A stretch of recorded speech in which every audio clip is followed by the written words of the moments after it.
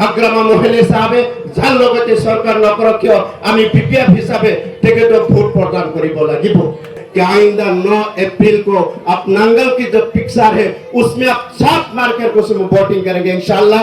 डरने की कोई बात नहीं है, हम है देखेंगे और क्या करते हैं इंशाल्लाह। अगर कोई हमारा जो ये शराइत है उसके बाहर के काम अगर करेंगे तो हम देख लेंगे इंशाल्लाह। हम आपके साथ इंशाल्लाह 9 तारीख को आप सभी उठ करके वोटिंग करेंगे और पूरे पीटीसी में एक शांति का माहौल आपको बनाना पड़ेगा इंशाल्लाह। अस्सलामु अलैकुम, नमस्कार, खुलुमबाई। इतिपूर्वे आमी किछुदिन आगत आमार এই বিটিসিত যে ইলেকশন নির্বাচন হয়ে গেল হেয়া পরিষদীয় নির্বাচন আছিল, যে নির্বাচনের মাধ্যমে অসম এই বিটিসিত সরকার গঠন হয়েছে। কিন্তু মই আপোনালোকক এটা কথা ক'ব বিচাৰিছো, আমি সেই পৰিষদীয় নিৰ্বাচনেৰ সময়ত আপোনালোকৰ সন্মুখত আহিছিলো আৰু আপোনালোকৰ লগত মত বিনিময় কৰি বিভিন্ন ধৰণৰ আলোচনা আপোনালোকৰ লগত কৰি আপোনালোকে এটা পৰামৰ্শ দিছে বা আমি এটা পৰামৰ্শ দিছিলো যে বিটিসিখন উন্নয়ন কৰিবলৈ হলে এই বিটিসি ভাতৃত্ব, এই বিটিসি সকলো জাতি জনগোষ্ঠীৰ লগত মিলি থকা এটা পাৰ্টি, ৰাজনৈতিক পাৰ্টি হল বিপিএফ দল আৰু হাগ্ৰামা মহিলাৰ ডাঙৰীয়া। আপোনালোকে সেইমতে ভোট প্ৰদান কৰিছিল আৰু হাগ্ৰামা মহিলাৰ নেতৃত্বত এই বিটিসি সৰকাৰ হয়েছে। কিন্তু তাৰ পিছত আমি এটা কথা চাব পাৰিছো যে বিটিসি অসমৰ যেহেতু এটা পাঠ হয়, এই বিটিসি উন্নয়ন কৰিবলৈ হলে অসম চৰকাৰৰ লগত মিলি অকল এতিয়াই নহয় পূৰ্বতেও যিসকলে চৰকাৰ গঠন কৰিছে অসম চৰকাৰৰ লগত মিলি জুলি তেওঁলোকে চৰকাৰ চলাইছে। কিন্তু বিগত দিনত যিসকলে সরকার চলাইছে আর হাগ্রামা মহিলারি সাহাবে যে সরকার চলাই আছে ইয়ার মাজত আমি বহুতখিনি আমি পার্থক্য চাবলৈ পাইছো। হাগ্রামা মহিলারি মাজত যেটো মানে সকলো জাতি জনগোষ্ঠীক লৈ যেটো মিলা প্ৰীতিৰে তেখেতে সরকার চলায়, কিন্তু আন আন যিসকলে সরকার চলাইছে কিন্তু আমি বহুতখিনি পার্থক্য পাইছো। এই কারণে হাগ্রামা মহিলারি ডাঙৰীয়া তেখেতে যাৰ লগে সৰকাৰ নকৰক কিয় কিন্তু এই বিটিসিখন তেখেতে নিজেৰ মতে অৰ্থাৎ বিপিএফৰ দলেৰ মতে এই বিটিসিখন চলাব বিচাৰে, অৰ্থাৎ কোকৰাঝাৰৰ পৰা সৰকাৰ তেখেতে চলায়, দিছপুৰৰ পৰা সৰকাৰ নচলায়। কিন্তু আপোনালোকে চাওক যে আমাৰ মাজত যেটো আমি অলপ ভয় ভাইৰকা আমাৰ মাজত এটা অলপ ভয় থাকিব পাৰে যে হাগ্ৰামা মহিলাৰ ডাঙৰে এতিয়া বিজেপিৰ লগত আছে, তেনেহলে আমি এই ইয়াক ভোট দেওয়াটো যুক্ত হবনে নাই। এটা কথা মনত থাকিব, ইতিপূর্বে আমি ভোট দি এই আমি 80% মানুহে মাইনরিটি মানুহে আমি ভোট দিছিলো। তার পিছত হাগ্রামা মহিলারি তেখেতের নেতৃত্বত বিটিসি সরকার গঠন হয়েছে, এটা সুস্থ সরকার হয়েছে। কিন্তু এতিয়া কথা হল আমার যেখানে চুক্তি, আমার যেখানে শর্ত এতিয়ালৈকে আমি সেখানে পোৱা নাই।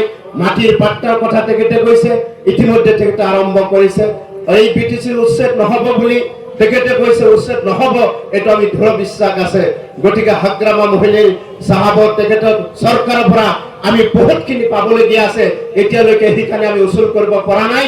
যেতিয়ালৈকে আমি উচুল নকৰিম, যেতিয়ালৈকে আমি নাপাম তেতিয়ালৈকে আমি এই বিপিএফ দলৰ পৰা আমি আঁতৰিব যাব নালাগে।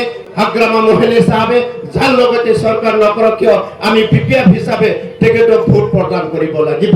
সেয়েহে আপোনালোকক এটা কথা ক'ব বিচাৰিছো, যেতিয়া অসমত গোটেই অসমৰ এছাৰ হল ইমান মানুহক সমস্যা, কিন্তু বিটিসিৰ ক্ষেত্ৰত যেতিয়া হাগ্ৰামা মহিলাৰ ডাঙৰীয়াক সোধা হৈছিল, হাগ্ৰামা মহিলাৰ ডাঙৰীয়াই তেখেতে স্পষ্ট ভাষাৰে ক'লে যে আমাৰ এই বিটিসিৰ এছাৰ নহয়।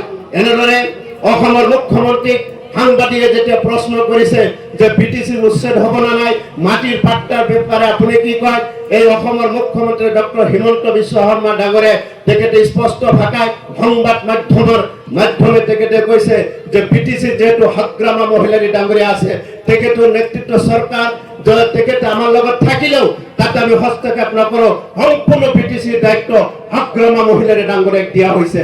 সেইকাৰণে আমি ভয় খাব নালাগে। আপোনাক এটা কথা আমি ক'ব বিচাৰিছো, আপোনালোকে অহা 9 এপ্ৰিলত আপোনালোকৰ চিটলি সমষ্টিৰ যিজন মনোনীয় প্ৰাৰ্থী অতি ভাল মানুহ, নৰম মানুহ, অতি মানুহৰ লগত মিলি জুলি থকা এজন ব্যক্তি এইজন হল পানীৰাম বৰ্মা ডাঙৰীয়া। গতিকে আপোনালোকে কোনো ভয় নকৰিব। আমাৰ যিসকল সংখ্যালঘু মানুহ আই মাতৃসকল মুৰব্বীসকল আপোনালোকে আহিছে মাত্ৰ কেইবা ঘণ্টা মাজত আমাৰ মাজত আছে প্ৰচাৰ ইতিমধ্যে বন্ধ হৈ যাব। এই সময়তে আমাৰ যিসকল বিভিন্ন ঠাইত আছে তেওঁলোকৰ আমি ফোনৰ মাধ্যমে হলেও আমি তেওঁলোকক এটা কথাই ক'ব লাগিব, এই পিটিচিৰ অস্তিত্বৰ ক্ষেত্ৰত, এই পিটিচি শান্তি সম্প্ৰীতি ভাতৃ অটুট থকাৰ ক্ষেত্ৰত আমি বিপিএফ দলক ভোট দিব লাগিব।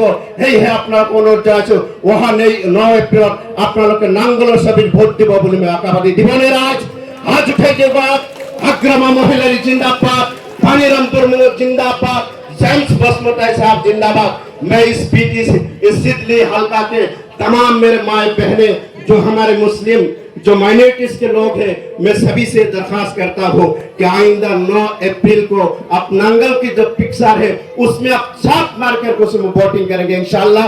डरने की कोई बात नहीं है, हम है देखेंगे और क्या करते हैं इंशाल्लाह। अगर कोई हमारा जो ये शराइत है उसके बाहर के काम अगर करेंगे तो हम देख लेंगे इंशाल्लाह। हम आपके साथ इंशाल्लाह 9 तारीख को आप सभी उठ करके वोटिंग करेंगे और पूरे पीटीसी में एक शांति का माहौल आपको बनाना पड़ेगा इंशाल्लाह। और पीटीसी में आपके साथ पानीराम बर्मा जी है, हमारे जेम्स बसमतारी साहब है, इंशाल्लाह सब मिल करके आपके जो काम है सारे काम इंशाल्लाह वो देखेंगे और हम भी आपके साथ हैं। डरने की कोई बात नहीं इंशाल्लाह। मैं ही यही बात बोल करके मैं अपनी बात खत्म करता हूँ।